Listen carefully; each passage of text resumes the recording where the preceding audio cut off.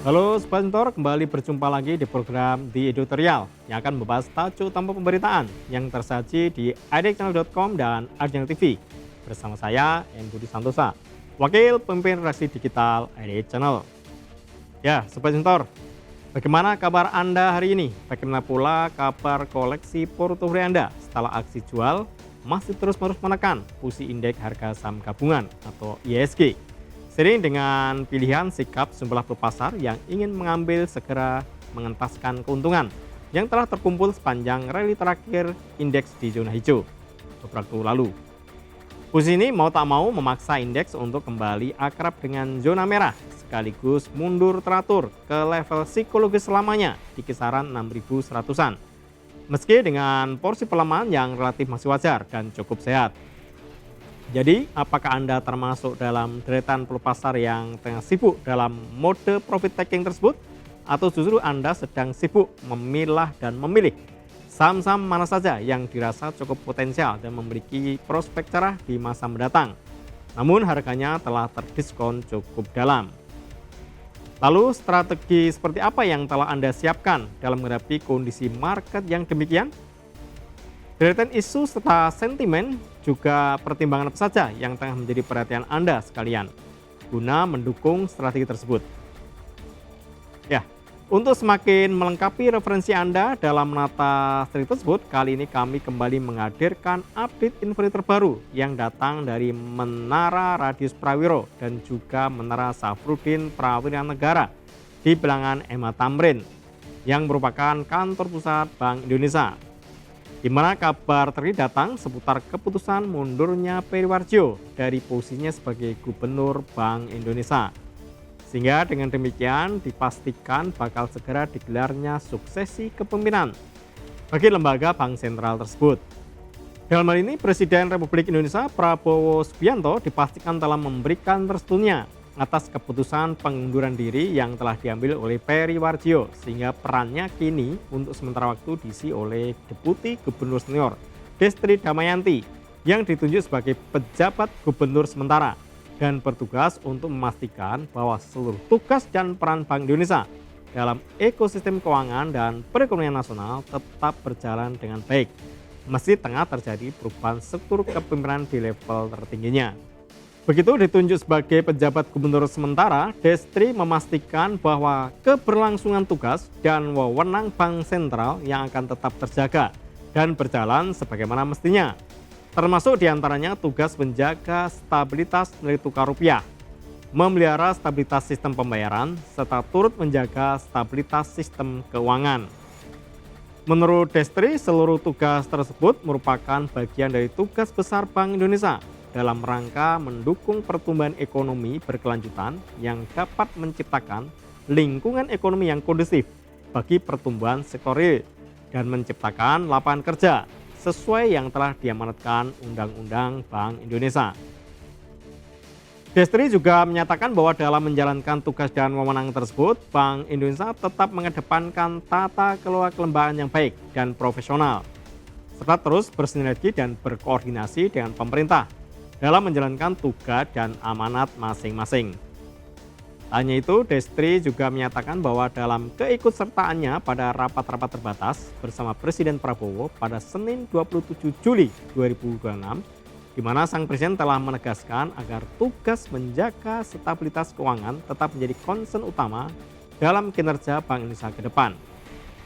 Destri menjelaskan bahwa dalam rapat tersebut turut hadir juga anggota Komite Stabilitas Sistem Keuangan atau KSSK lainnya, yaitu Otoritas Jasa Keuangan atau OJK, lalu Lembaga Penjamin Simpanan atau LPS, Kementerian Keuangan atau Kemenq, serta turut hadir pula perwakilan dari Badan Pengelola Investasi Dana Anagata Nusantara atau BPI Danantara.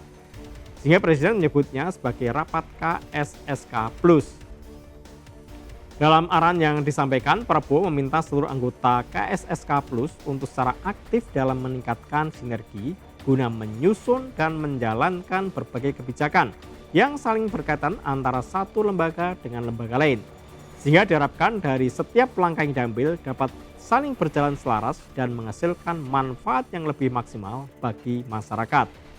Terkait hal itu, Prabowo Subianto meminta agar secara internal di dalam KSSK Plus sendiri terjalin chemistry yang baik dan kuat, sehingga dapat meningkatkan koordinasi dan kerjasama yang terjalin, terutama berkaitan dengan kebijakan-kebijakan yang diambil, di mana masing-masing pihak tersebut wajib saling dikoordinasikan agar tidak saling tumpang tindih dan justru saling mendukung dan menguatkan di level teknis pelaksanaan di lapangan. Selain memperkuat jalinan koordinasi di internal KSSK Plus sendiri, Presiden Prabowo juga meminta agar seluruh elemen di dalam KSSK Plus dapat mendukung secara maksimal seluruh pelaksanaan arah kebijakan pemerintah agar target pembangunan dan program prioritas nasional dapat berjalan secara lebih optimal. Karenanya dalam menyikapi seluruh arahan yang disampaikan Presiden, Destri selaku pemegang kekuasaan tertinggi saat ini memastikan bahwa target stabilisasi nilai tukar rupiah tetap akan menjadi kunci kebijakan Bank Indonesia ke depan. Sehingga Destri juga mengimbau pada seluruh pihak agar tidak bereaksi secara berlebihan terkait bakal adanya suksesi kepemimpinan Bank Indonesia. Karena dapat dipastikan bahwa meski sosok yang nantinya menjabat sebagai Gubernur Bank Indonesia telah berubah, namun Destri memastikan bahwa arah kebijakan moneter Bank Sentral tetap akan konsisten dan tidak berubah dalam menopang perekonomian nasional. Destri juga menyatakan bahwa Bank Indonesia masih juga bakal hadir di pasar melalui sejumlah instrumen stabilisasi, termasuk intervensi di pasar spot maupun pasar non-deliverable forward atau NDF, guna menjaga stabilisasi nilai tukar rupiah di pasar. Sementara itu, dukungan penuh juga nampak disampaikan oleh Perhimpunan Bank-Bank Nasional atau Perbanas yang menyatakan keyakinannya bahwa stabilitas industri perbankan masih akan tetap terjaga di tengah perubahan tampuk kepemimpinan Bank Indonesia. Menurut Perbanas, Bank Indonesia selama ini telah membuktikan bahwa tata kelola kelembagaan serta landasan hukum yang dimiliki tetap kuat dalam melaksanakan tugas serta menjalankan mandat sesuai dengan ketentuan yang berlaku. Selain itu, Perbanas juga meyakini bahwa industri perbankan nasional bakal tetap solid dengan dukungan koordinasi antar otoritas yang selama ini terbukti telah berjalan dengan sangat baik. Ketimbang terjebak pada sejumlah kekhawatiran tak berdasar, bagi Perbanas, keberlanjutan dan stabilitas sistem keuangan menjadi faktor yang lebih penting dalam menjaga kepercayaan publik serta dunia usaha secara keseluruhan. Sementara Asosiasi Pengusaha Indonesia atau APindo juga berharap agar proses pergantian kepemimpinan Bank Indonesia dapat memberi sinyal positif terhadap kinerja industri nasional secara keseluruhan. Menurut Ketua Umum APindo Sinta Kamdani, dampak langsung dari perubahan kepemimpinan Bank Indonesia tidak berasal dari perubahan fundamental terhadap aktivitas industri, melainkan lebih pada meningkatnya perhatian pasar terhadap keberlanjutan kebijakan ekonomi secara nasional. Bila kemudian terbukti bahwa seluruh proses transisi yang terjadi dapat berjalan lancar dan dengan komunikasi kebijakan yang jelas, kredibel dan dapat diprediksi, maka Sinta meyakini bahwa volatilitas pasar dapat lebih diminimalisasi, serta kepercayaan investor juga relatif dapat terjaga dengan baik.